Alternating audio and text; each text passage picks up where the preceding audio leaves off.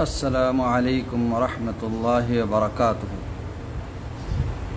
إن الحمد لله نحمده ونستعينه ونعوذ بالله من شرور أنفسنا ومن سيئات أعمالنا. من يهده الله فلا مضل له ومن يضلل فلا هادي له وأشهد أن لا إله إلا الله وحده لا شريك له وأشهد أن محمدا عبده ورسوله أرسله بالحق بشيرا ونذيرا وداعيا إلى الله بإذنه وسراجا منيرا. أما بعد فأعوذ بالله من الشيطان الرجيم.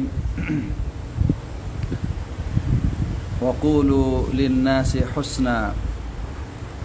সকল প্রশংসা সেই মহান রব্বুল আলামিনের জন্য নিবেদিত, যে আল্লাহ সুবহানাহু ওয়া তাআলা আমাদেরকে সুস্থ নিরাপদ রেখে উত্তমভাবে জীবনযাপন করার সুযোগ ও তৌফিক দিয়েছেন।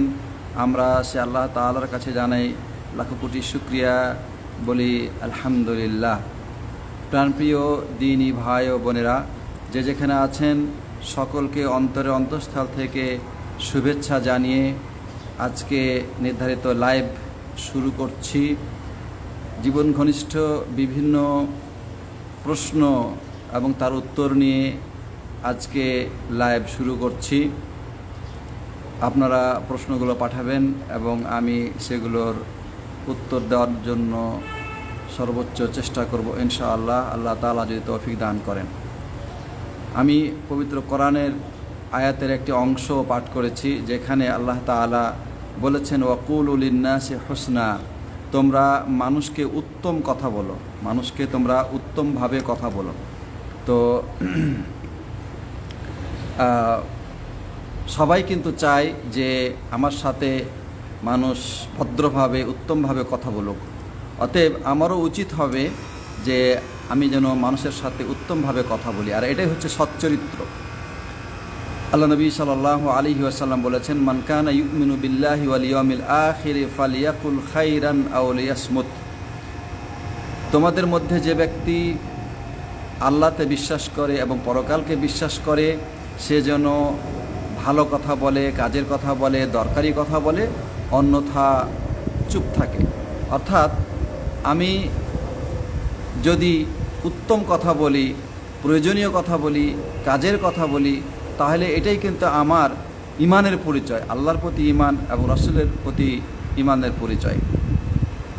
মানুষ একজন মানুষের সাথে বহু বছর সম্পর্ক রাখে, 20, 30, 40, 50 বছর সম্পর্ক, কিন্তু হঠাৎ করে যদি তার মুখে তাকে এমন কথা সে বলে ফেলে, যেই কথাটাতে তার আঘাত সৃষ্টি হয়, আর যখনই তার অন্তরে আঘাত সৃষ্টি হয় তখনই কিন্তু পুরাতন জীবনের সব যে বন্ধুত্ব এটা এক নিমিষে শেষ হয়ে যায়। এজন্যে বলা হয় যে যারা হাতুসিনান ইলাহাল তিয়াম ওয়ালা ইয়ালতামু মা যারা হাল লিসান, যে একজন মানুষ যখন কাউকে ছুরি দিয়ে বা চাকু দিয়ে আঘাত করে, এই আঘাতের কিন্তু একটা মলম আছে, ঔষধ আছে, আঘাত সেরে যাওয়ার ঔষধ আছে।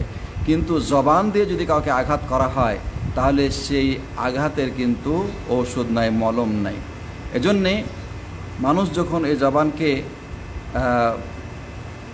লাগামহীনভাবে ব্যবহার করবে, তখন কিন্তু তার পরিণাম অনেক ভয়াবহ হবে। এজন্যে আল্লাহ নবী সাল্লাল্লাহু আলাইহি ওয়াসাল্লাম ইসলামের সালাতের কথা, জিহাদের কথা, জাকাতের কথা, বিভিন্ন রকমের নেক আমলের কথা উল্লেখ করার পরে বলেছেন যে মুআদ বিন জাবাল রাদিয়াল্লাহু তাআলা আনহুকে লক্ষ্য করে বলেছেন যে এই যে যত যাবতীয় ইবাদত, এই ইবাদতগুলোকে ধরে রাখার মূল চাবিটা কি? তিনি বলেছেন যে মূল চাবি হচ্ছে মানুষের জিহ্বা। তো তখন মুআদ বিন জাবাল বললেন যে আনু আখাযু বিকুল্লি মা নাতাকাল্লামু ইয়া রাসূলুল্লাহ, যে হে আল্লাহর নবী সাল্লাল্লাহু আলাইহি সাল্লাম, আমরা যা বলি, যে কথা মুখ দিয়ে বের করি, তো সেগুলি সব সম্পর্কে আমাদেরকে প্রশ্ন করা হবে? তখন তিনি বললেন যে সাকিলাতকা উম্মুকা ইয়া মুআদ ওয়া হাল ইয়াকুব্বুন নাসু ফিন নারি আলা মানাখিরিহিম ইল্লা হাসায়দু আলসিনাতিহিম। মানুষকে তো অধিকাংশই তাদের জিহ্বার কারণে, তাদের জবানের কারণে উল্টো করে নাকের ভরে ছেঁচড় দিয়ে তাদেরকে জাহান্নামে নিক্ষেপ করা হবে। তো এই জন্যে জবানকে কন্ট্রোল করা এবং প্রয়োজনীয় কাজে ব্যবহার করা, মানুষকে কষ্ট না দেওয়া, মানুষের সাথে সদাচরণ করা, উত্তমভাবে সৎভাবে কথা বলা, এটা ইমানদার লোকের পরিচয়। যে ব্যক্তি আল্লাহর প্রতি ঈমান রাখে, পরকালের প্রতি ঈমান রাখে, সেই ধরনের লোকের পরিচয়। আল্লাহ সুবহানাহু ওয়া তাআলা যেন আমাদেরকে এই উত্তম নিয়ামত, কথা বলার যে নিয়ামত অর্থাৎ এই জবান, এটাকে যেন আল্লাহ তাআলা আমাদেরকে উত্তমভাবে ব্যবহার করার তৌফিক দান করেন। আমরা যেন এটাকে কাজে লাগাতে পারি এবং এর মাধ্যমে দুনিয়া আখিরাতে কল্যাণ লাভ করতে পারি। আল্লাহ আমাদের সেই তৌফিক দান করেন, আমিন। প্রাণপ্রিয় উপস্থিতি, আমি এবার আপনাদের সামনে আপনাদের পাঠানো প্রশ্নগুলোর উত্তর দেওয়ার চেষ্টা করব ইনশাআল্লাহ, আল্লাহ তাআলা যদি তৌফিক দান করেন তাহলে।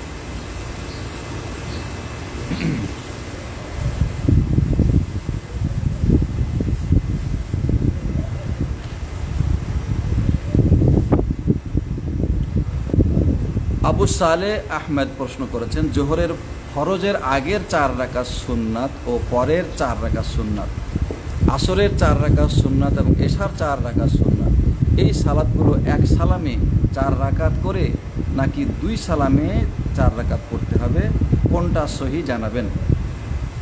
এখানে যে সুন্নাতগুলোর কথা উল্লেখ করলেন তার মধ্যে জোহরের যে 4 রাকাত সুন্নাত সেটা হচ্ছে ফরজের পূর্বে, তার সম্পর্কে এবং ফরজের পরে যে 4 রাকাত সুন্নাত এই সম্পর্কে আল্লাহ নবী সাল্লাল্লাহু আলাইহি সাল্লাম বলেছেন যে আরবাউন ক্বাবলা যুহরি ওয়া আরবাউন বাদা যুহরি,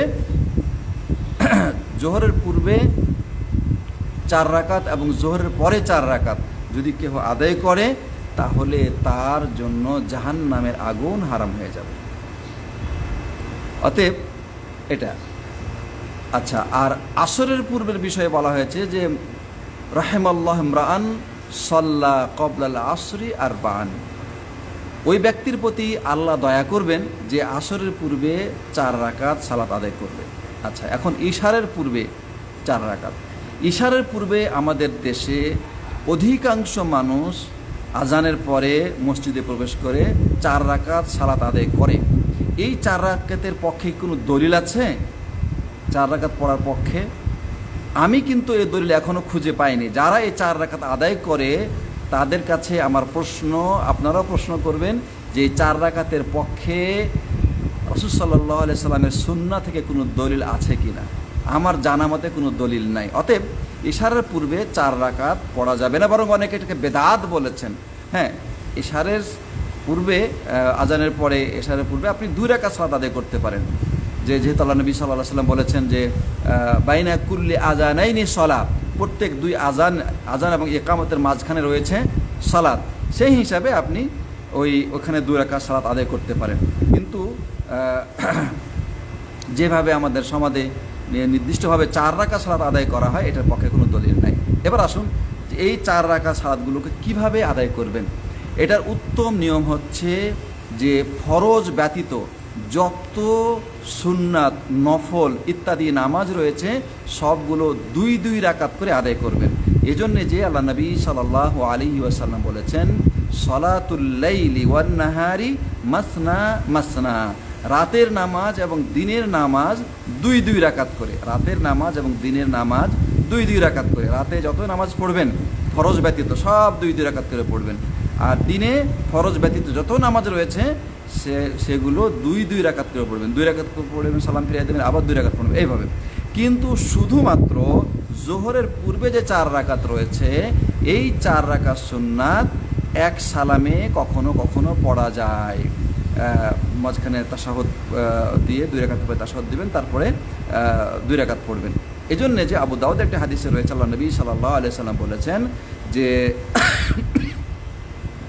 আরবাউন ক্বাবলা যুহরি লাইসা বাইনাহুন্না তাসলিম তুফতাহু লাহুন্না আবওয়াবুস সামা, জোহরের পূর্বে 4 রাকাত সালাত, যেই সালাতে কোনো সালাম নেই, যে 4 রাকাতের মধ্যে কোনো সালাম নেই, তার জন্য আকাশের দরজাসমূহ খুলে দেওয়া হয়। সুতরাং এই 4 রাকাত আপনি একসাথে পড়তে পারেন, কোনো অসুবিধা নেই। তবে খেয়াল করে যদি আপনি মসজিদে জামাতের জন্য যান তাহলে 2 রাকাত করে পড়া উত্তম। এর জন্য যে 2 রাকাত করে যেমন হাদিসেও আছে, আর তাছাড়া 2 রাকাত করে পড়লে আপনার এখানে দোয়া বেশি হবে, কেরাত বেশি হবে, আপনার তাসবিহ ইত্যাদি বেশি হবে, আলাদা আলাদা নিয়তে পড়া হচ্ছে, এজন্য এটা উত্তম। আল্লাহ তাআলা আলাম।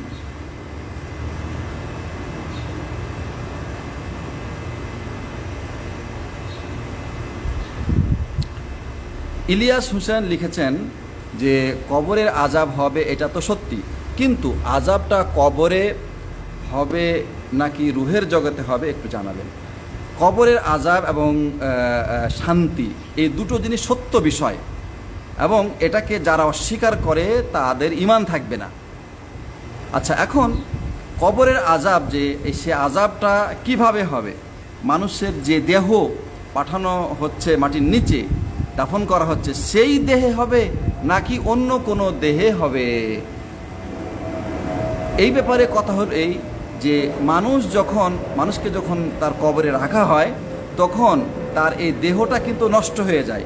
এই দেহটা দুনিয়াবী দেহ ছিল, এই দেহ নষ্ট হয়ে যায় এবং মাটির সাথে এটা মিশে যায়, কিন্তু তার শান্তি অথবা শাস্তি তার রুহে হয়। এজন্যে যে যখন মালাকুল মউত এসে একজন মানুষের জান কবজ করে, তখন তার রুহটা নিয়ে আকাশের দিকে যায়। যদি সে মুমিন হয় তার জন্য আকাশের দরজা খুলে দেওয়া হয় এবং তার নাম ইল্লিনে লিপিবদ্ধ করা হয়। আর যদি সে মুনাফিক বা কাফের বা মুশরিক ইত্যাদি হয়, তাহলে তার জন্য আকাশের দরজা খোলা হয় না, তাকে ওখান থেকে আছড়ে জমিনে নিক্ষেপ করা হয়, অতঃপর সিজ্জিনে তার নাম রেজিস্ট্রি করা হয় বা লেখা হয়। এরপরে তার ওই রুহটা তার কবরের মধ্যে পাঠানো হয় এবং সেখানে তাকে প্রশ্ন করা হয় এবং তার উত্তর সে দেয়। সে যখন উত্তর দিবে তখন তাকে শান্তি দেওয়া হয় এবং যে কথাগুলি হাদিসে রয়েছে সেই অনুযায়ী তাকে শান্তি দেওয়া হয়। আর যদি সে অন্য হয়, উত্তর দিতে না পারে, তখন তাকে শাস্তি দেওয়া হয়। তাহলে এই শাস্তি এবং এই শান্তি এটা রূহের মধ্যেই হয়, যেই দেহ নিয়ে সে কবরে গেছে সেই দেহে হয় না। আল্লাহ তাআলা আলাম।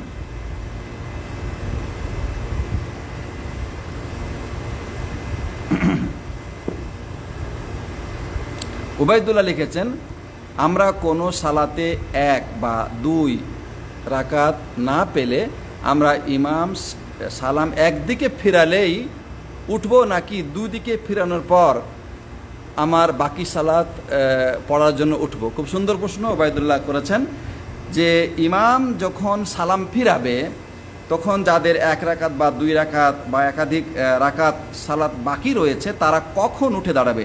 ইমাম ডান দিকে সালাম ফেরানোর সাথে সাথে সে উঠে দাঁড়াবে, দাঁড়িয়ে সালাত বাকিটা আদায় করবে, নাকি 2 দিকে সালাম ফেরানোর পরে উঠে দাঁড়াবে?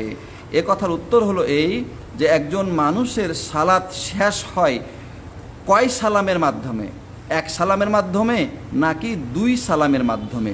বিশুদ্ধ কথা হচ্ছে যে 2 দিকে বা দ্বিতীয় দিকে সালাম ফেরানোর মাধ্যমে একজন মানুষের সালাত সম্পূর্ণরূপে শেষ হয়। যেহেতু তার সালাম মানে একদিকে সালাম ফেরানোর মাধ্যমে বা কারণে তার সালাত এখনও শেষ হয়নি, অতএব ইমামের সালাত শেষ হওয়ার আগেই আপনি তার থেকে কিভাবে আলাদা হয়ে যাবেন? আল্লাহ নবী সাল্লাল্লাহু আলাইহি ওয়াসাল্লাম বলেছেন যে যখন তোমরা ইমামের অনুসরণ করো তখন ইমাম যখন তাকবীর দিবে তখন তোমরা তাকবীর দাও, রুকু করলে রুকু করো, রুকু থেকে উঠলে রুকু থেকে উঠো, এভাবে আর কি রাসূল সাল্লাল্লাহু আলাইহি ওয়াসাল্লাম ইমামের অনুসরণ করতে বলেছেন। এবং জামাতে উপস্থিত হয়ে তিনি বলেছেন যে যেটুকু তোমরা ইমামের সাথে পাবে সেটুকু তোমরা আদায় করবে, ওয়ামা ফাতাকুম, আর যেটুকু ইমামের সাথে ছুটে যাবে সেটুকু ফাতিম্মু, তোমরা সেটা ইমামের সালামের পরে বা ইমামের সালাত শেষ হওয়ার পরে সেটা কি নিজেরা পূর্ণ করে নেবে। তো ইমামের 2 দিকে সালাম, দ্বিতীয় দিকে সালাম না ফেরানো পর্যন্ত তো তার সালাত শেষই হয়নি। তো যেহেতু সালাত শেষ হয়নি, অতএব আপনি কিভাবে উঠে দাঁড়াবেন? কিভাবে আপনি তার থেকে আলাদা হয়ে যাবেন?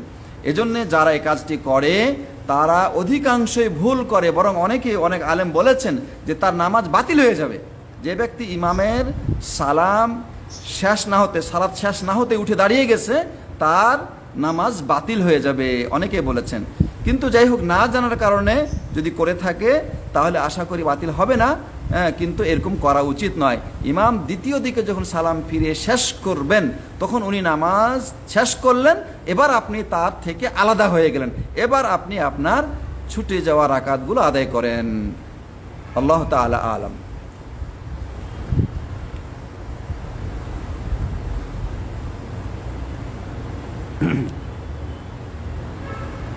সাবিত হোসেন লিখেছেন যে কোনো ব্যক্তি যদি বলে আমি বুখারী শরীফের বাইরে আর কোনো হাদিস মানি না, তাহলে তার ব্যাপারে কি হুকুম? কথাটা দুইভাবে হতে পারে, যে একটি হাদিস সহিহ বুখারীতে আছে এবং ওই ধরনের বা ওই বিষয়ের একটি হাদিস অন্য কিতাবে আছে, যেটা যেটা যেমন বাইহাকি, তবরানি ইত্যাদি কিতাবে আছে।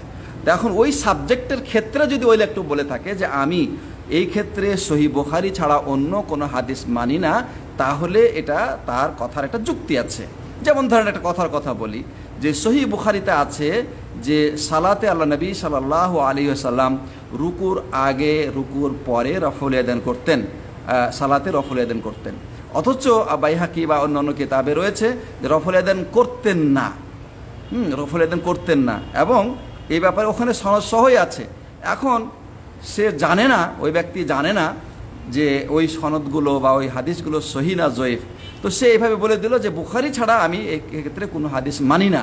তাহলে তার কথা ঠিক আছে এবং সেটা যুক্তিযুক্ত কথা, কেননা এই ক্ষেত্রগুলোতে একই বিষয়ে যদি কোনো হাদিস এসে থাকে, তাহলে নিঃসন্দেহে বুখারীর যে হাদিস সেটা অধিক নির্ভরযোগ্য এবং এটা অধিক বিশুদ্ধ, অতএব এই কথা কোনো সমস্যা নাই। আচ্ছা, কিন্তু যদি বলে থাকে যে বুখারীর মধ্যে ইসলামের জ্ঞান সম্মিলিত, ইসলামের মাসলা মাসাইল বিধিবিধান সম্মিলিত যত হাদিস আছে, শুধু এই কটা হাদিসে আমি মানি, এছাড়া আর কোনো হাদিস আমি মানি না, তাহলে এটা তার অজ্ঞতা, এটা তার মূর্খতামূলক কথা, এ কথা গ্রহণযোগ্য নয়।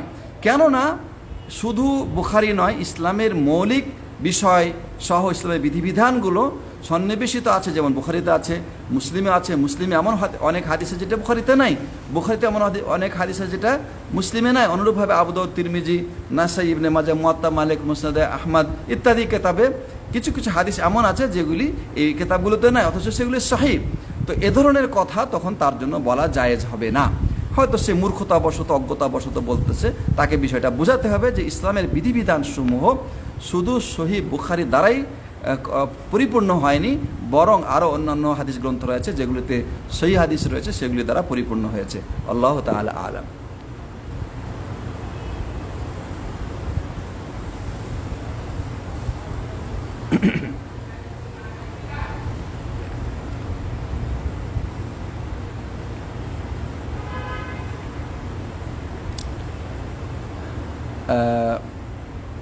ইমরান হাসান লিখেছেন যে আমার প্রশ্ন, মসজিদের উন্নয়নের জন্য বিভিন্নভাবে দান বা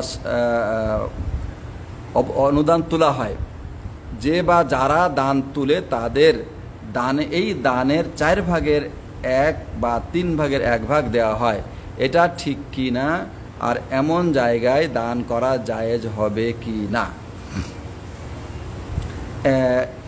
এই প্রশ্নটা হচ্ছে এই যে কোনো জনকল্যাণমূলক কাজের জন্য যখন অনুদান মানুষের কাছে চাওয়া হয়, তো যে ব্যক্তি চাওয়ার এই দায়িত্বটা গ্রহণ করে তার একটা সময় আছে, তার একটা শ্রম আছে। সে সময় ব্যয় করে, শ্রম ব্যয় করে মানুষের দ্বারে দ্বারে উপস্থিত হয়ে এখান থেকে সেই এই কল্যাণের জন্য অনুদান কালেকশন করে। তো এক্ষেত্রে তার সময় এবং শ্রমের মূল্য দেওয়া উচিত, কারণ তার পরিবার আছে এবং সংসার আছে, ঠিক আছে? তো সেই ক্ষেত্রে মসজিদ কমিটি যদি তাকে একটা তার শ্রমের মূল্য দেয়, তাহলে এটা তার জন্য উত্তম হবে। এখন এই মূল্যটা দিতে গিয়ে যদি তার সাথে এ ধরনের কোনো চুক্তি করে যে এখানে যে অনুদানটা মানে কালেকশন হবে তার থেকে একটা অংশ, সেটা 4 ভাগের 1 ভাগ হোক বা 10% হোক বা 5% হোক ইত্যাদি, তোমাকে দেওয়া হবে, এটা তোমার পারিশ্রমিক, এটা তোমার পারিশ্রমিক, তাহলে ইনশাআল্লাহ এতে কোনো অসুবিধা নাই। আল্লাহ তাআলা আ'লাম।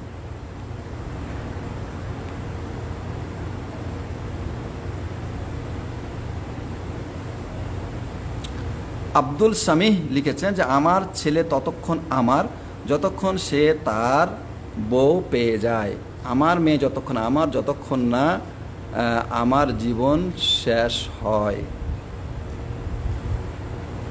এরকম পার্থক্য করার কারণ কি? এটা আপনার প্রোফাইলে পেলাম, আপনার এই মতকে স্পেশালভাবে সমর্থন করলেন কেন?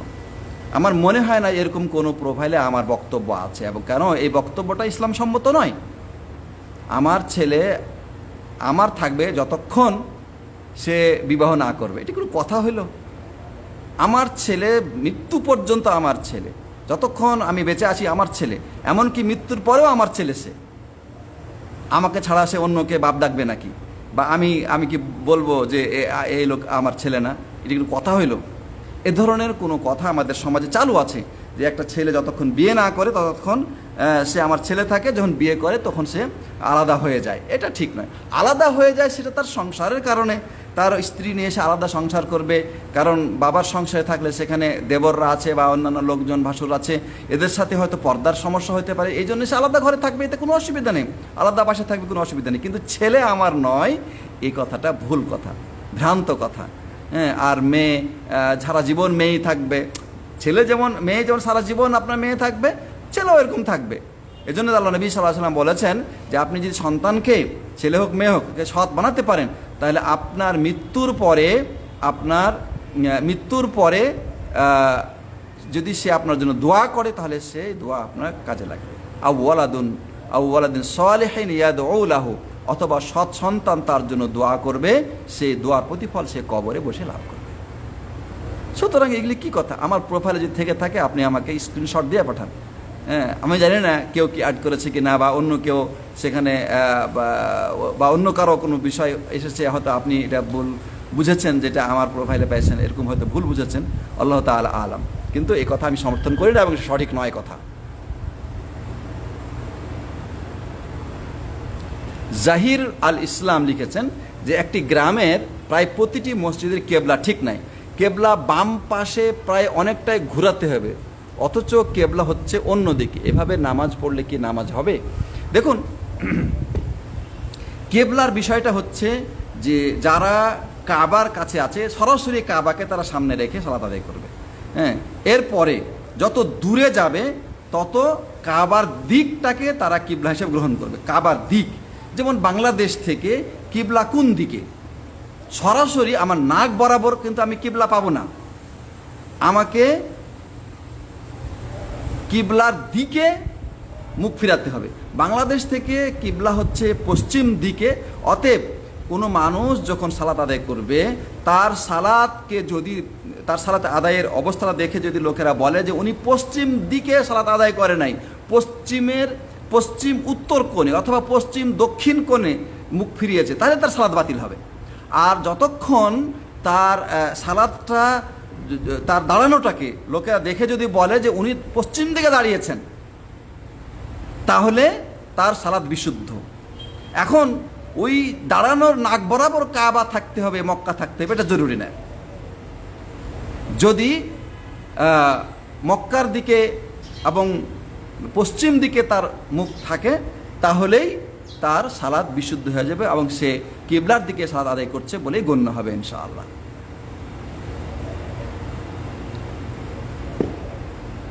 আল্লাহ তাআলা আলাম। ইলিয়াস হোসেন লিখেছেন, মৃত পিতামাতার জন্য আমাদের করণীয় কি? কিভাবে আমরা পিতামাতার কবরে সওয়াব পাঠাতে পারি? মৃত পিতামাতার জন্য আমাদের অনেক কিছু করণীয় আছে। তার মধ্যে এক নম্বর হলো এই তাদের জন্য দোয়া করা। তাদের জন্য দোয়া করা আমাদেরকে এক্ষেত্রে সৎ হইতে হবে। আল্লাহ নবী সাল্লাল্লাহু আলাইহি সাল্লাম বলছেন যে আউওয়ালাদিন সালিহিন ইয়াদউ লাহু, সৎ সন্তানের দোয়া। সন্তান যদি সৎ হয় এবং সে যদি দোয়া করে, তাহলে সেই দোয়া কবরে তারা লাভ করবে। এটা হলো এক। 2 নম্বর হচ্ছে যে, হ্যাঁ, এখানে একটা কথা বলে রাখি, যে সেটা হলো এই যে আল্লাহ নবী সাল্লাল্লাহু আলাইহি সাল্লাম সৎ সন্তান বলেছে। শুধু সন্তান হলেই হবে না, সন্তানকে সৎ হইতে হবে।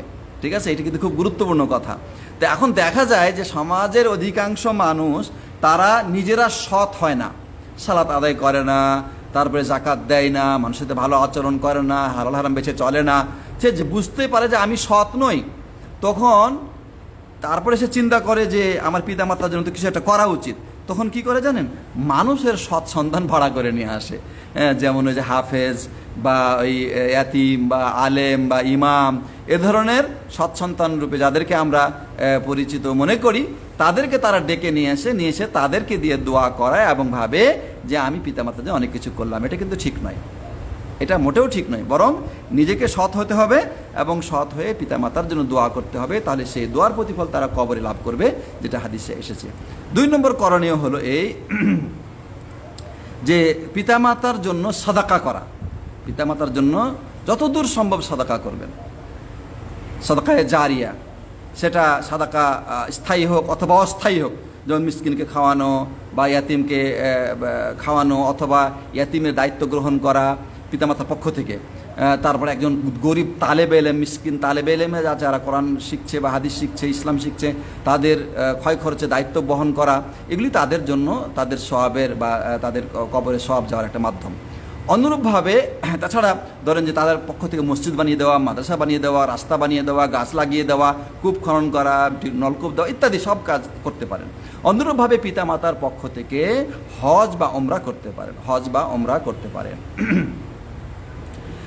কিন্তু আমাদের সমাজে যেটা রয়েছে যে পিতামাতার উপকারের জন্য 40 করে, মৃত্যুবার্ষিকী করে, কোরআন খতম দিয়ে বকশে দেয়, হুজুর ডেকে নিয়ে এসে দলবদ্ধ হয়ে আপনার কবর জিয়ারত করে, এগুলি পিতামাতার কল্যাণের জন্য, উপকারের জন্য কোনোই কাজে আসবে না, যেহেতু এগুলোর পক্ষে কোনো দলিল নাই।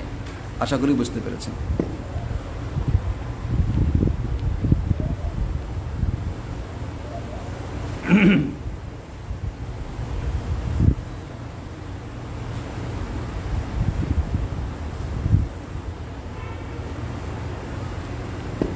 ফাহিমা জিশান একটা উত্তর লিখেছেন যে রাসূল সাল্লাল্লাহু আলাইহি ওয়াসাল্লাম কি কোরআনের কোনো সূরা বা আয়াত শেষে কোনো জবাব দিতেন?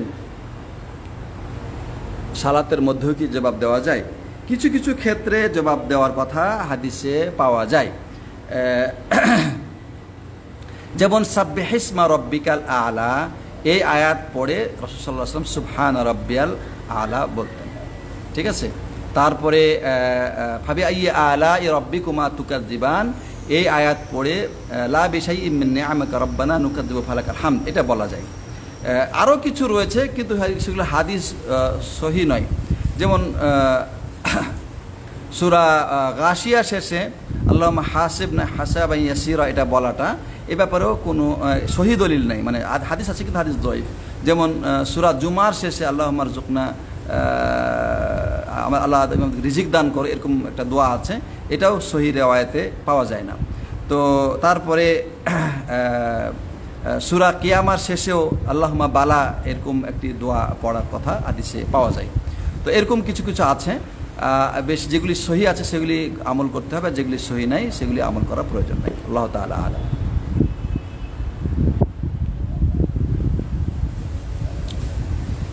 রিফাত হাসান রাফি প্রশ্ন করেছেন যে হানাফি মসজিদে 2 বার করে ইকামত দেওয়া হয়, সেক্ষেত্রে ইকামতের জবাবও কি 2 বার করে দিতে হবে? 2 বার করে জবাব দিলে মুয়াজ্জিন অনুসরণে জয়ীফ হাদিসের ফলে আমল হয়ে যায় কি না? না, আপনি 2 বার করে যে ইকামত হয় সেটাও সহিহ হাদিস দ্বারা প্রমাণিত, জয়ীফ হাদিস নয়। যে সমস্ত মসজিদে ইকামতের ক্ষেত্রে আজানের শব্দগুলো যেভাবে বলা হয় ঠিক সেভাবে যেখানে বলা হয়, সেটাও সহিহ রেওয়ায়েত দ্বারা প্রমাণিত। রাসূল সাল্লাল্লাহু আলাইহি ওয়াসাল্লামের 3 জন মুয়াজ্জিন ছিলেন, তার মধ্যে একজনের নাম হচ্ছে বিলাল, একজনের নাম হচ্ছে আবু মাহজুরা। তো বিলাল রাদিয়াল্লাহু আনহুর রিওয়ায়েতে রয়েছে যে একামতের শব্দগুলো তিনি 2 বার করে বলতেন, যেভাবে আজানের সময় বলা হয়, এবং এটার রেওয়ায়েত আবু দাউদে রয়েছে এবং এটা সহিহ রেওয়ায়েত। সুতরাং এইভাবে যদি আমল করা হয় তাহলে সে আমল বিশুদ্ধ, এতে কোনো সমস্যা নাই। আর 1 বার করে বলার কথা আবু মাহজুরা রাদিয়াল্লাহু আনহুর রেওয়ায়েতে রয়েছে এবং এটাও বিশুদ্ধ, এতে আমল করতেও কোনো অসুবিধা নাই ইনশাআল্লাহ।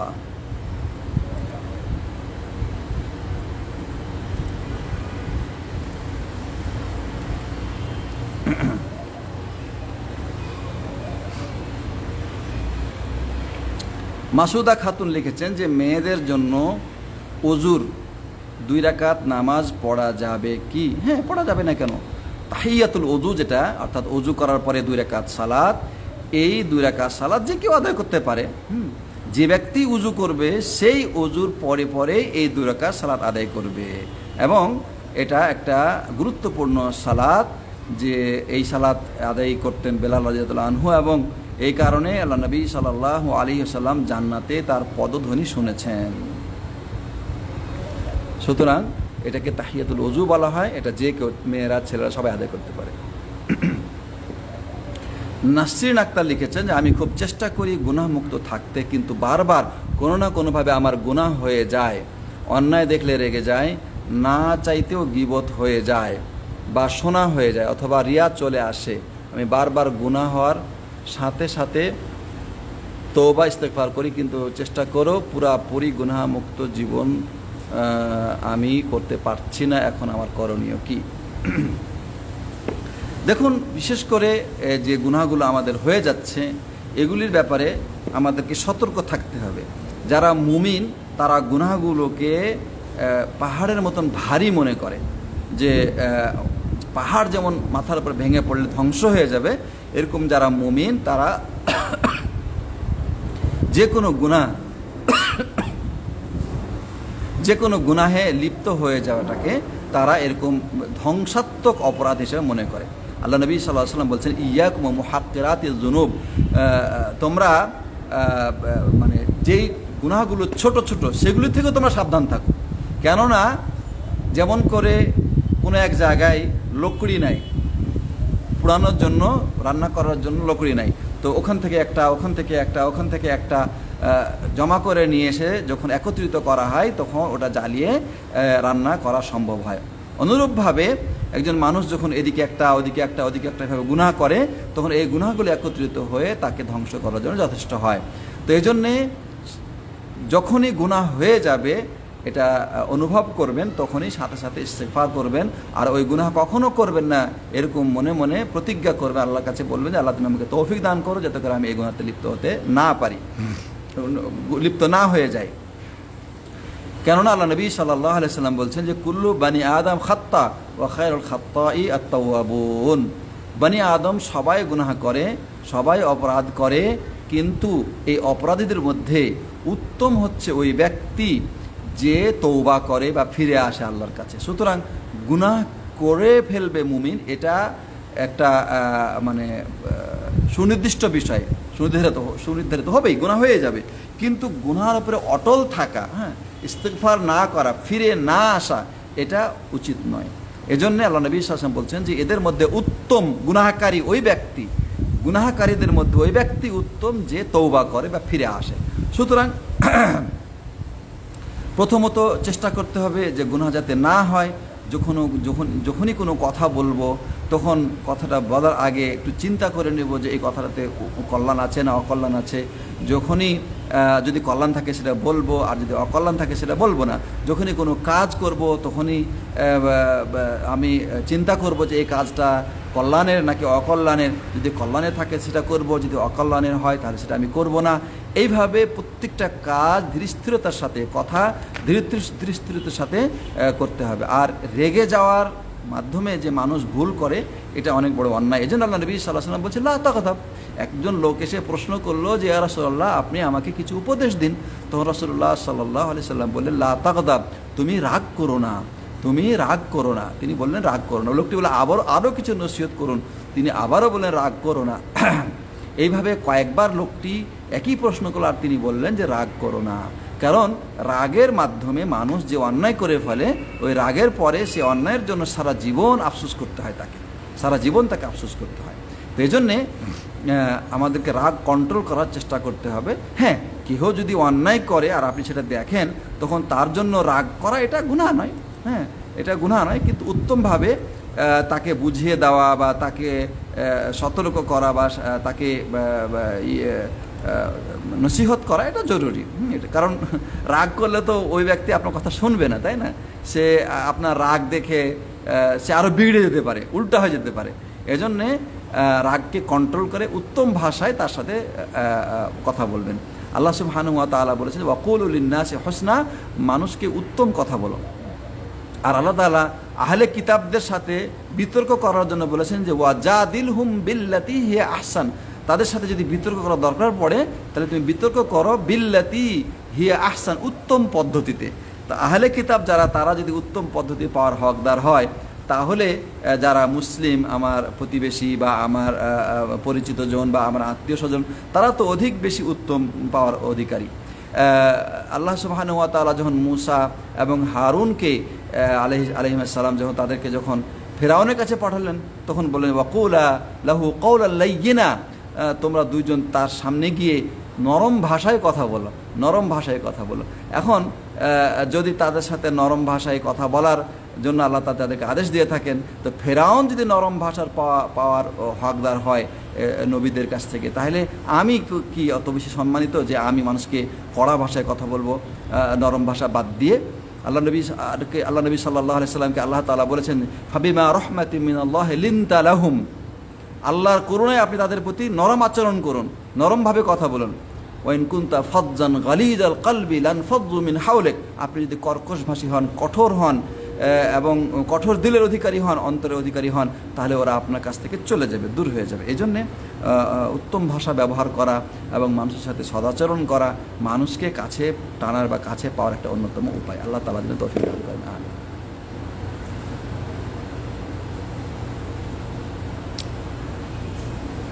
তাসনিয়া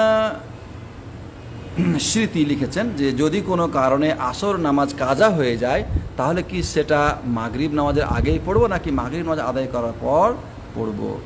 প্রথম কথা হলো যে আসরের নামাজ কোনো ক্রমেই কাজা করা যাবে না। আল্লাহ নবী সাল্লাল্লাহু আলাইহি সাল্লাম বলছেন যে মান ফাতাতহু সালাতুল আসরি ফাকাআন্নামা উতিরা আন আহলিহি ওয়া মালিহি, যে ব্যক্তির আসরের সালাত ছুটে গেল সে তার পরিবার পরিজন থেকে এবং ধন সম্পদ থেকে বিচ্ছিন্ন হয়ে গেল। অন্য হাদিসে রয়েছে রাসূল সাল্লাল্লাহু আলাইহি ওয়াসাল্লাম বলছেন যে মান ফাতাতহু সালাতুল আসরি ফাকাদ হাবিতা আমালু, যার আসরের সালাত ছুটে গেল তার সমস্ত আমল বরবাদ হয়ে গেল। কঠিন কথা। এজন্যে ইচ্ছাকৃতভাবে আসরের সালাতকে কাজা করা যাবে না। তবে কি কারণে হতে পারে? যেমন নিদ্রার কারণে আমি ঘুমিয়েছিলাম, কিন্তু এত গভীর ঘুম ছিল যে অনিচ্ছাকৃতভাবে আমার সূর্য ডুবে গেছে, আসরের সালাত কাজা হয়ে গেছে। ইচ্ছাকৃতভাবে নয়, অনিচ্ছাকৃতভাবে। অথবা কোনো একটা কাজে আমি বিজি ছিলাম, যার ফলে আমি ভুলে গেছি, সালাতের কথা একদম ভুলে গেছি, আমার স্মৃতি থেকে চলে গেছে। তাহলে এই অবস্থায় যখনই আমি ঘুম থেকে উঠবো বা যখনই আমার স্মরণে আসবে, তখনই আমাকে ওই সালাত পড়ে নিতে হবে। এবং এই ক্ষেত্রে জরুরি হলো যে সালাতকে মাগরিবের আগে, আসরের সালাতকে মাগরিবের আগে আদায় করতে হবে, তারপরে মাগরিবের সালাত আদায় করতে হবে। আল্লাহ তাআলা আলাম।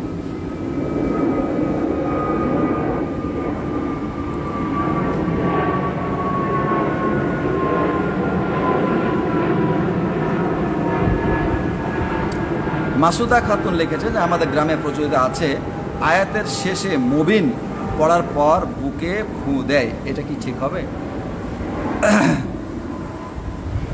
মুবিন শব্দটা কোরআনে অনেক জায়গাতে আছে, শয়তানুম মুবিন বলা হয়েছে, তারপরে আরও অনেক জায়গাতে সূরা ইয়াসিনেও কয়েকবার মুবিন আছে। তো এই মুবিন শব্দটা পড়লে বুকে ফু দিতে হবে, এটা কোনো মানে হয়তো সাধারণ মানুষের একটা আমল, এটা হাদিসের আমল নয়, কোরআনের আমল নয়, কোনো ইমামেরও আমল নয়, এটা শুনে শুনে আমল। কেউ হয়তো দেখেছে কোনো কারণে সে বুকে ফু দিল, তার কাছে ভালো লেগেছে, ওটা দেখে অন্যরা অনুসরণ করছে। সুতরাং এটা জায়েজ নয় এবং এটা শরীয়ত সম্মত নয়। আল্লাহ তাআলা আলাম।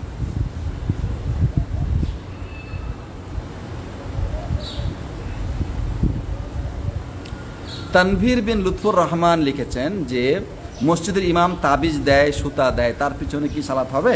হ্যাঁ, ইনশাআল্লাহ সালাত হবে। কারণ তাবিজ দেওয়া বা তাবিজ ব্যবহার করা এগুলি হচ্ছে মানে শিরকি কাজ, ছোট শিরক আর কি। সুতা, তাবিজ এগুলি ছোট শিরক। আর ছোট শিরকের মাধ্যমে একজন মানুষ ইসলাম থেকে খারিজ হয়ে যায় না। আর একজন মানুষ যতক্ষণ ইসলাম থেকে খারিজ না হয়ে যায় ততক্ষণ সে মুসলিম, এবং একজন মুসলিমের পিছনে সালাত আদায় করা তখন জায়েজ। আল্লাহ তাআলা আলাম।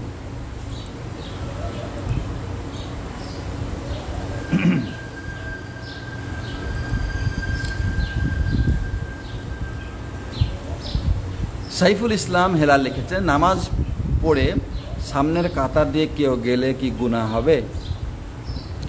নামাজির সামনের কাতার দিয়ে, এখানে দুইটা কথা। একটা হলো যে ইমাম আছেন, তো ইমামের সামনে দিয়ে যদি যায় তাহলে গুনাহ হবে, কিন্তু কাতারের মাঝখান দিয়ে গেলে, সামনে দিয়ে গেলে কোনো অসুবিধা হবে না। ইমামের পিছনে যে কাতার আছে সেই কাতারের সামনে দিয়ে গেলে কোনো গুনাহ হবে না, কেননা ইমামের সূত্রা মুসল্লিদের সূত্রা বা মুক্তাদিদের সূত্রা। আলাদা কোনো সুতরা লাগবে না। কিন্তু যদি এককভাবে কোনো মানুষ সালাত আদায় করে, তার সামনে দিয়ে যদি কেউ যায়, তাহলে যে ব্যক্তি যাবে তার গুনাহ হবে। আল্লাহ নবী সাল্লাল্লাহু আলাইহি ওয়াসাল্লাম বলছেন, লাউ ইয়ালামুল মারু বাইনা ইয়াদাইল মুসাল্লি লাকানা আন ইয়াকিফা আরবাঈনা। মুসল্লির সামনে দিয়ে গমনকারী মানে ব্যক্তি যদি জানতো এতে কি গুনাহ আছে, তাহলে সে আরবাঈন 40 পর্যন্ত দাঁড়িয়ে থাকতো। কেউ বলেছেন 40 বছর, 40 মাস ইত্যাদি দাঁড়িয়ে থাকতো। সুতরাং এটা একটা গুনাহের কাজ। এজন্যে মুসল্লি ব্যক্তির উপরে জরুরি হলো, অনেকে ওয়াজিব বলেছেন, যে সামনে সূত্রা রেখে সালাত আদায় করা। সূত্রা মানে এমন একটি আড়াল রাখা, যাতে করে আড়ালের বাইরে কেউ যদি যাইতে চায় তাহলে আড়ালের বাইরে দিয়ে যাবে, সূত্রার বাইরে দিয়ে যাবে। তো আপনি খোলা মাঠে সালাত আদায় করতেছেন, সামনে বিশাল ফাঁকা, তো ওই লোকটা তো যাবেই, তাই না? এই ক্ষেত্রে আপনাকে যারা যে মুসল্লি তাকে সতর্ক হতে হবে, তাহলে নিজেও নামাজের মনোযোগ তার নষ্ট হবে না, নিজেরও নামাজের কোনো ক্ষতি হবে না, এবং অন্য ব্যক্তি তার দ্বারা গুনাহে লিপ্ত হবে না। আল্লাহ তাআলা আলাম।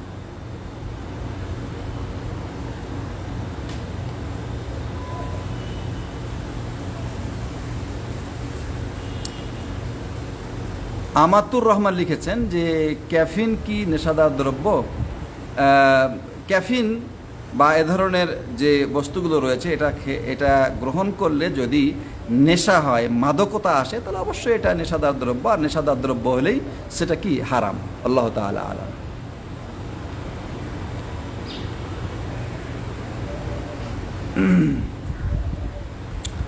নাসরিন আক্তার লিখেছেন যে আমি বেদাতি কিংবা অন্য কোনো ফিতনায় ভরপুর অনুষ্ঠানে যেতে চাই না, কিন্তু পরিবারের চাপে পড়ে আত্মীয়দের সাথে সম্পর্ক বজায় রাখার জন্য আমাকে যেতে হয়। এক্ষেত্রে আমার করণীয় কি? যদি সত্যি পরিবারের চাপ থাকে এবং না গেলে তারা হয়তো আপনার ক্ষতি করবে বা আপনার সাথে সম্পর্ক ছিন্ন করবে, এ ধরনের যদি হয়, তাহলে আপনি বাধ্য হয়ে সেখানে গিয়ে সেখানে যে অনুষ্ঠান হয় তাতে আপনি অংশগ্রহণ করবেন না। যেমন ধরেন যে প্রতিবেশী বা আপনার কোনো এক আত্মীয়ের বাড়িতে মিলাদের আয়োজন হলো, এখন আপনাকে জোর করে সেখানে নিয়ে যাওয়া হচ্ছে, আপনার যাওয়ার কোনো আগ্রহ নাই, কিন্তু যাইতেই হবে, না গেলে আপনার উপরে মানসিকভাবে নির্যাতন আসবে। এরকম যদি হয় তাহলে আপনি সেখানে গেলেন, সেখানে যাবেন, কিন্তু সেখানে গিয়ে আপনি ওই অনুষ্ঠানে অংশগ্রহণ করবেন না, বা তাদের যে মিলাদ আছে সেই মিলাদে আপনি সুর মিলাবেন না, বা তারা যে জামাতবদ্ধ দলবদ্ধ মুনাজাত করে আপনি সেগুলি করবেন না, ঠিক আছে? আর সাধ্য অনুযায়ী বোঝানোর চেষ্টা করবেন যে এই বেদাতগুলো করা ঠিক নয়, এবং এর মাধ্যমে কোনো কল্যাণ, দুনিয়াবি কোনো কল্যাণ পাওয়া যাবে না, আখিরাতে আল্লাহর কাছে কোনো সওয়াব পাওয়া যাবে, এবং এর দ্বারা গুনাহ হবে, ঠিক আছে? আল্লাহু তাআলা আলাম।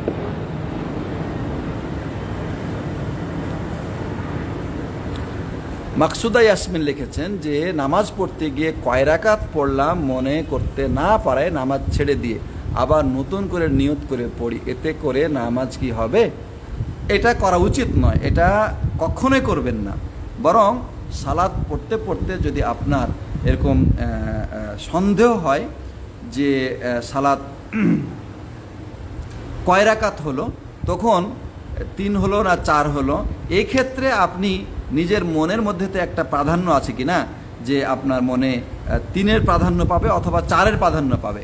যদি 3-এর প্রাধান্য পায় তাহলে 3 হিসাবে ধরে নিয়ে আপনি 1 রাকাত পুরা করবেন এবং সালাত শেষ করবেন, এবং শেষে সাহু সিজদা করবেন। আর যদি মনে প্রাধান্য পায় 4 হয়েছে, তাহলে 4 পড়ে নিয়ে আপনি লাস্টে সাহু সিজদা করবেন।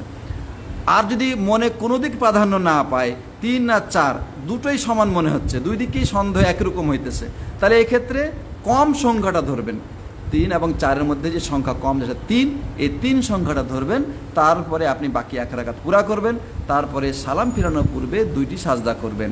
সাহু সিজদার নিয়ম হলো যে সালাম ফিরানোর পূর্বে, অর্থাৎ সমস্ত দোয়া পড়ে যখন আপনি সালাম ফিরাবেন তার পূর্ব মুহূর্তে 2টি সাজদা করবেন।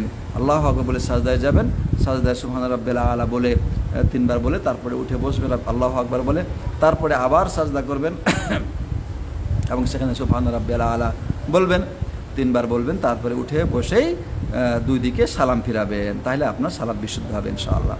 আল্লাহু তাআলা আলাম।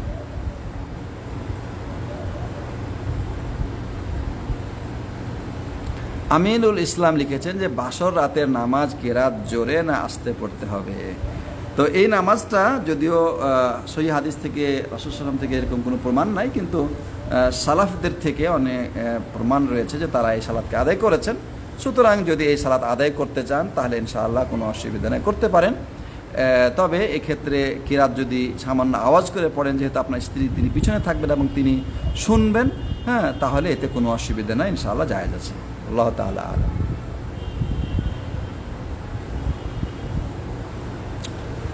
রাশিদুজ্জামান ডিপ লিখেছেন, যদি এমন কোনো ইমামের পেছনে সালাত আদায় করি যে তার আকীদা কি তা আমার কাছে স্পষ্ট নয়, জানি না যে তার শিরকি কোনো আকীদা আছে কিনা, থাকতেও পারে আবার নাও থাকতে পারে, এভাবে না জেনে তার পেছনে সালাত আদায় করা জায়েজ হবে কি? হ্যাঁ, অবশ্যই হবে। একজন মানুষ, আপনি যদি জানেন যে সে মুসলিম, তাহলে তাকে তার আকীদা ভালো, তার চরিত্র ভালো, সে ভালো মানুষ, সব দিক থেকে এটাই আপনি ধারণা পোষণ করবেন। একজন মানুষের ব্যাপারে জিজ্ঞাসা করে ধারণা করব, এটা ইসলামে অনুমতি নেই। বরং জন্নু বিল মুসলিমিনা বিল মুমিনিনা খায়রা, একজন মুমিনের প্রতি আপনি ভালো ধারণা পোষণ করেন। কারণ আপনি যদি তার সম্পর্কে না জেনে খারাপ ধারণা পোষণ করেন আর সে যদি তা না হয়, তা আপনি গুনাহগার হবেন। আল্লাহ তাআলা বলছেন যে ইয়া আইয়ুহাল্লাযীনা আমানু ইজতানিবু কাসীরাম মিনাজ যন, হে ঈমানদারগণ, তোমরা বেশি বেশি ধারণা করা থেকে বেঁচে থাকো। এখন আমি একটা মসজিদে উপস্থিত হলাম এবং দেখলাম যে এখানে জোরে আমিন বলছে না, তারা হানাফি। এখন আমি মনে মনে ধারণা করে নিলাম, যেহেতু তারা হানাফি, অতএব তারা পীরপন্থী, তারা শিরিকপন্থী, তারা এই করে সেই করে। তো এইভাবে ধারণা করলাম, করে আমি সেখানে নামাজ পড়লাম না। তার মানে বোঝা গেল যে আমি তাকে মুসলিমই মনে করছি না, ঠিক না? তাকে আমি মুসলিম মনে করছি না, যার কারণে তার পেছনে নামাজ আদায় করলাম না। কিন্তু এই ধারণা যদি গলত হয়, এই ধারণা যদি ভুল হয়, তাহলে কি হবে? আপনি যদি কোনো মানুষকে অমুসলিম ধারণা করেন, তা আপনি নিজে তো অমুসলিম হয়ে যাবেন। আপনি, আল্লাহ বলছেন যে ইন্না কাসীরাম মিনাজ যন্নি ইসম, অনেক ধারণা গুনাহ, আপনি তো গুনাহ করে ফেললেন, আপনি তো কাবিরা গুনাহ করে ফেললেন, তাই না? সুতরাং একজন মুমিন তার সম্পর্কে না জানা সত্ত্বে আপনি তার সম্পর্কে ভালো ধারণা পোষণ করবেন। আচ্ছা দেখুন, একটা কথা বলি, সেটা হলো এই যে বাহ্যিকভাবে একজন মুমিন, তার সম্পর্কে যদি আপনি কোনো ভালো ধারণা পোষণ করেন যে লোকটার আকীদা ভালো, তার আমল ভালো এবং সে তাকওয়াবান, সে চরিত্রবান ইত্যাদি, এই ভালো ধারণাগুলো করার কারণে কি আপনি গুনাহগার হবেন? কোশ্চেন কেন না, আপনার কখনোই কোনো গুনাহ হবে না। পরে যদি জানতে পারেন যে আপনার ধারণা ভুল ছিল তার সম্পর্কে, এতে আপনার কোনো গুনাহ হবে না। কিন্তু যদি তার সম্পর্কে আপনি খারাপ ধারণা করেন, আর বাস্তবে সে যদি ভালো মানুষ হয়, ওই ধারণার মোতাবেক না হয়, তাতে আপনি গুনাহগার হয়ে যাবেন, আপনি ধ্বংস হয়ে যাবেন। এজন্যে যতক্ষণ একজন মানুষ আপনি বাহ্যিকভাবে জেনেছেন যে সে মুমিন, অতক্ষণ তার প্রতি কোনো খারাপ ধারণা পোষণ করা যাবে না। সে মুমিন এই হিসাবেই তার সাথে ব্যবহার করতে হবে। আল্লাহ তাআলা আলাম।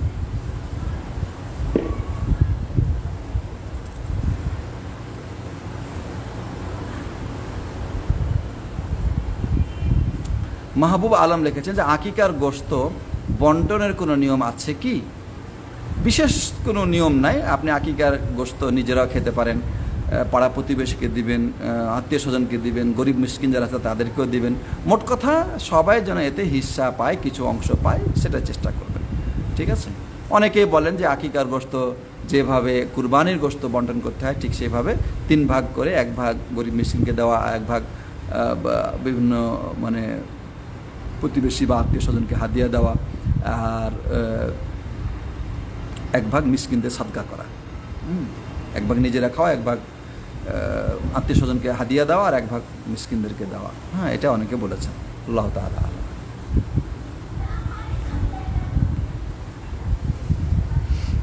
জুয়েল রানা লিখেছেন যে বিতের সালাতে দোয়ায়ে কুনুত কিভাবে পড়তে হবে? বিতের সালাতে দোয়া কুনুত 2 ভাবে পড়া যায়। একটা হচ্ছে এই যে আপনি বিতের সালাতে কেরাত শেষ করে রুকুতে যাওয়ার আগে হাত তুলে দোয়া পড়বেন, আল্লাহুম্মা আহদিনি ফীমান হাদাইতা ওয়া আফিনি ফীমান আফাইতা, এভাবে আপনি দোয়া বলবেন, ঠিক আছে? এটা একটা হতে পারে। আরেকটা হতে পারে যে রুকু করলেন, কেরাত করার পরে রুকু করলেন, রুকু থেকে উঠে সামি আল্লাহু লিমান হামিদা রব্বানা লাকাল হামদ ইত্যাদি বলে তারপর তখন আপনি হাত উঠায়ে আপনি দোয়া কুনুত পড়লেন, ঠিক আছে? আরেকটা নিয়ম হতে পারে যে আপনি হাত না উঠিয়েই দোয়া কুনুত পড়তে পারেন। হাত উঠানোটা জরুরি নয়, তবে দোয়ার আদব হিসেবে হাত উঠাতে পারেন, ইনশাআল্লাহ কোনো অসুবিধা নেই। আল্লাহ তাআলা আলাম।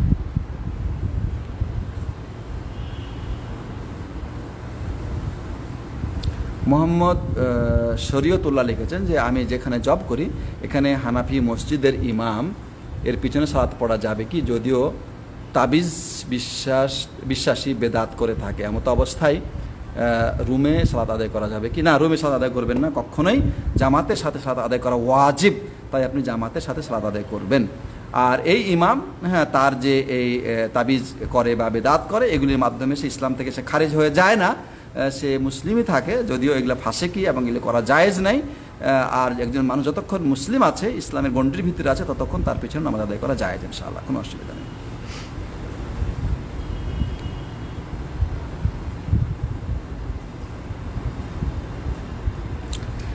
শামীম আহমেদ লিখেছেন, কেউ যদি কোনো ইমাম যদি বেরলবি আকিদার হয় তাহলে জুম্মার নামাজে কখন মসজিদে যাওয়া উত্তম? বেরলবি আকিদার অর্থ হলো এই, সে যদি সুস্পষ্ট শিরকের আকিদা পোষণ করে অথবা শিরক করে, কারণ বাহ্যিকভাবে বেরলবি আকিদা হইলেই হবে না, যেমন যে সে উচ্চস্বরে মিলাদ পড়ে বা ইয়া নবী সালাম আলাইকা বলে, এগুলো বেরলবিরা করে থাকে। হ্যাঁ, কিন্তু যদি সে এরকম বিশ্বাস করে যে নবী সাল্লাল্লাহু আলাইহি সাল্লাম মানুষের কল্যাণ করতে পারেন, অকল্যাণ করতে পারেন, সব জায়গায় তিনি উপস্থিত হতে পারেন, এবং যারা পীরওয়ালি রয়েছে তারা এরকম কবরে জীবিত আছে এবং মানুষের তারা কল্যাণ করতে পারে, অকল্যাণ থেকে বাঁচাতে পারে, পীরদের কাছে চাইলে কোনো অসুবিধা নাই, এ ধরনের বিশ্বাস যদি তার ভিতরে থাকে এবং এটা আপনি সুস্পষ্টভাবে তার কাছ থেকে জেনেছেন, হ্যাঁ, এবং সে আপনার সামনে এগুলি উল্লেখ করেছে, যদি এরকম হয় তাহলে তার পিছনে আপনি নামাজ আদায় করবেন না, কারণ সে এ ধরনের বিশ্বাসের মাধ্যমে সে মুশরিক, হ্যাঁ, সে মুসলিম নয়। আর যদি এমনি শোনা হয়ে থাকে তাহলে আপনি ওই শোনা কথার উপরে ভিত্তি করবেন না। ঠিক আছে, আল্লাহ তাআলা আলাম।